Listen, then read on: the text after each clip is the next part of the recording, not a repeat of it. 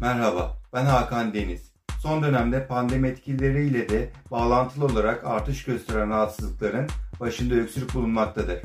Bu durum dolayısıyla bizim tarafımızdan bazı sorgulamaları akla getiriyor. Bunlardan birkaçını sayalım. Çocuklarda öksürük nasıl geçer?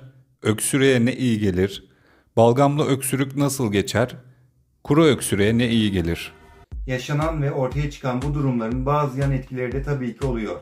Örneğin boğazda gıcıklanma, boğaz tahriş belirtileri ile kendini gösterir ve gerçekten ilgilenilmezse sağlığımız için ciddi problemlere neden olabilir. Asıl sorumuza geçmeden önce şunu tanımlama ihtiyacı hissettim. Öksürük nedir?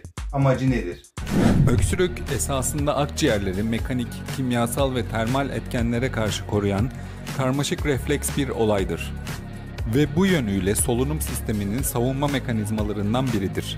Amacı yabancı maddelerin hava yollarına girmesini önlemek, bunların ve hava yollarındaki salgıların dışarı atılmalarını sağlamaktır.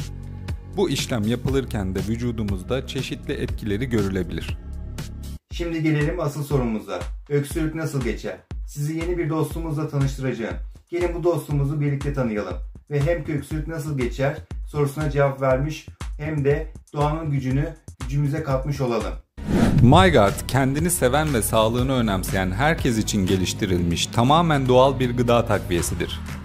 İçeriğinde yer alan ve tıbbi kullanım için özel olarak yetiştirilen kekik, ardıç, karabaş, zencefil, nane yağı ile C vitamininin içerdiği fitokimyasallar ve antioksidanlar sayesinde hayat kalitenizi yükseltmenize yardımcı olur. Güçlü bir bağışıklık sistemi ve zindeliğe yardımcı olarak kullanabileceğiniz MyGuard şurup, metropol yaşam tarzı, stres, hava kirliliği, düzensiz beslenme ve benzeri nedenlerle vücudumuzda oluşan serbest radikaller ile savaşmayı destekleyici güçlü antioksidanlar içermektedir.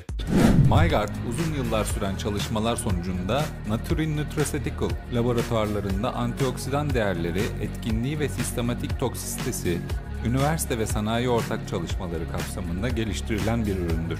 MyGuard şurup ve içerisinde kullanılan ham maddeler, Naturin bünyesinde bulunan laboratuvarlarda 41 farklı çeşit fiziksel, kimyasal ve mikrobiyolojik testlere tabi tutularak kontrollü ve güvenilir GMP koşullarına uygun şekilde üretilmiştir. Naturin laboratuvarlarında sürdürülebilirlik ve sürekli iyileştirme prensipleri ile Ar-Ge ve Ürge çalışmaları devam etmektedir. İşte bu nedenlerden dolayı MyGuard bitkisel şurubu hepimiz yanımızda bulundurmalıyız.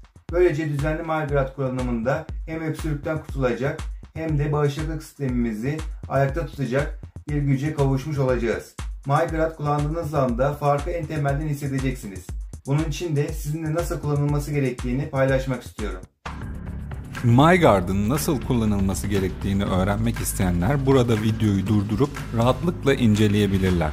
Bu arada küçük bir uyarı yapmak istiyorum. Kullanmadan önce şişeyi çalkalayın. Isı, ışık, nemden uzak tutarak ağzı kapalı bir şekilde muhafaza edin. Öksürükten kurtulmak, sağlıklı bir bağışıklık sistemine sahip olmak istiyorsan hemen bir MyGuard siparişi ver. Evet, bu faydalı bilgileri sizinle paylaştığım için çok mutluyum. Belki de hayatınıza olumlu bir etki ve düzenleme bırakmaya vesile olacağım. Videomu izlediğiniz için teşekkür ediyorum. Daha çok insana ulaşmamız için videomu beğenmeyi ve kanalıma abone olmayı unutmayın lütfen. Eğer ürünlere ulaşmak isterseniz videomun açıklama kısmına kendime ait olan aşağıdaki siteden güvenli satın alabileceğiniz linkleri bırakıyorum. Bir sonraki videoda görüşmek üzere. Şimdilik hoşça kalın.